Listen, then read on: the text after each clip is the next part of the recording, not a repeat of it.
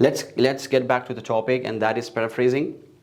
Paraphrasing is a skill of using a variety of different words for expressing similar meaning. It is essential for all IELTS modules. It is very important that you must have good knowledge of paraphrasing. In many of the difficult tasks in the IELTS reading test, you will encounter lots of paraphrasing.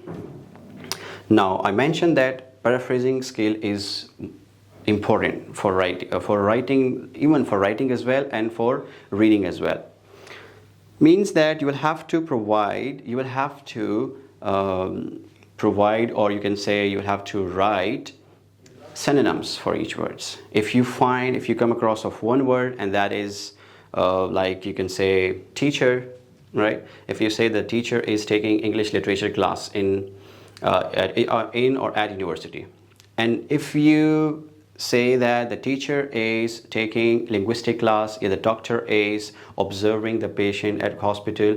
So this is what the thing is, that you just came across of the very first subject, and that is doctor or teacher. But when you go back on the paragraph, and then you see there, you would come across different words. We can say alternatives that comes under the umbrella of hyponyms, like different words, same meaning.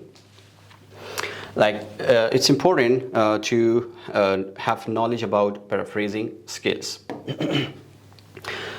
Let's have some discussion about the question itself, that each question has the clue to guide you to the relevant section. How? Like all questions in the IELTS reading test without any exception have clues to guide you to relevant section. What does it mean by relevant section? Relevant section mean that, for example, if you are in passage 1 and you are reading questions like that is table completion questions or true and false question or yes, no, not given questions, there you would identify each question itself, and inside the question you would come across of subject itself, grammar. Like grammar would help you a lot here. How? You would have to look at the verbs, that which kind of words would be paraphrased, or what type of things would be there when it comes to finding the answer. Like you read the question and you go back over the paragraph, and the picture is in your mind. Now you start comparing, like you just comparing things between the question and paragraph. But if you're not finding the answer, so that could be in passage like paragraph A, paragraph B, or paragraph C, and so on. But remember one thing, that you should first know that which type of question I have came across, right? And then how you are going to finding the solution or answer. This is what the most important tip and tricks that you need to apply when it comes to finding the answer. Like each question has different terminology and logics, as I mentioned earlier. So you should make sure that there is a time constraint situation, and then as time running out, so then you should make sure that what I'm supposed to do during the test. This is what the thing is, that each question has a clue and hints, you can say, in other words, hints that tells you that how you're going to find the answer. This is a kind of a paragraph comprehension. Let's move on. The other sections, that when are the answer in order. Now this is one of the most important part, when the answers are in order. So for example, if you are reading matching headings, or you just read the question and you just go through the paragraph from top to bottom and you are not finding the answer, so you don't know that which questions are in order. Like in other words, we can say chronological sequence.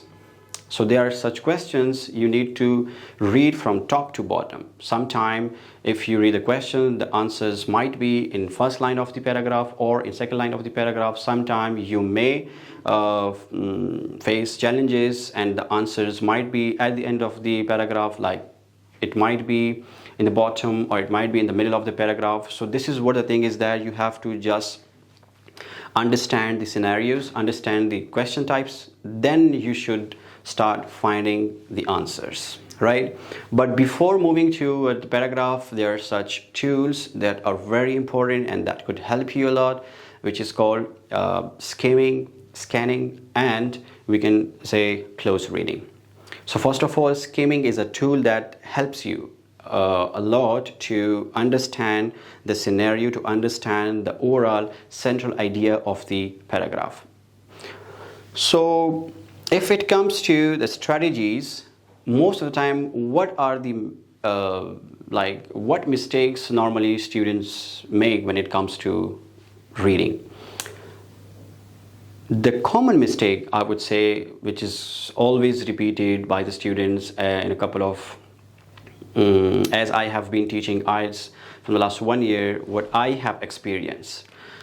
Students normally, get stuck when it comes to understanding the questions or finding the answers.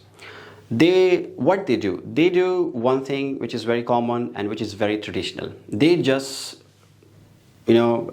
they just running their fingers on the question itself. Like for example, this is the paragraph and they start reading and this is the question. They read the question, they do not underline the main things, right? They do not underline that what exactly order is. For example, let's suppose this is the question and they do not understand the subject. They just go back over the paragraph and they start reading like this and they're just focusing on each word. Like they can also face high frequency vocabulary that might be very much new for them and they might be very unfamiliar with those words. How students can get such kind of things in this scenario and how they are going to overcome such things when they are focusing on each words rather to skim the paragraph, they just running of time. At the end, when it comes to time, and they might have solved 15 or 25 or 30 questions or 25 questions, time is over.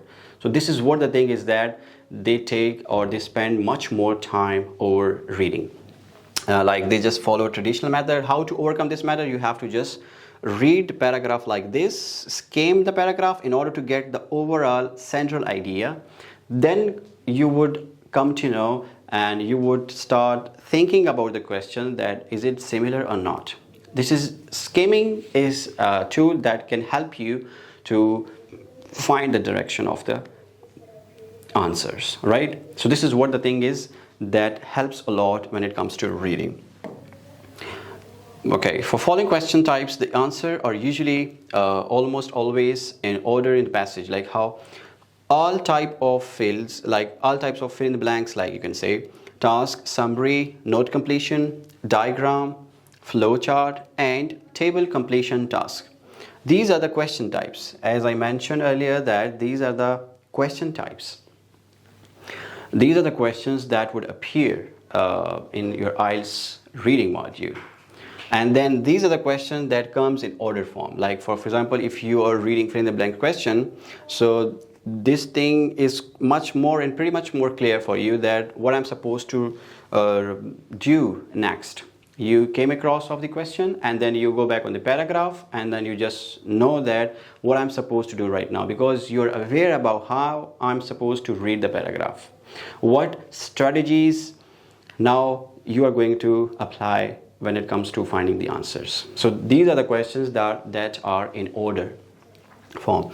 And there are such questions you have to read paragraph time and again.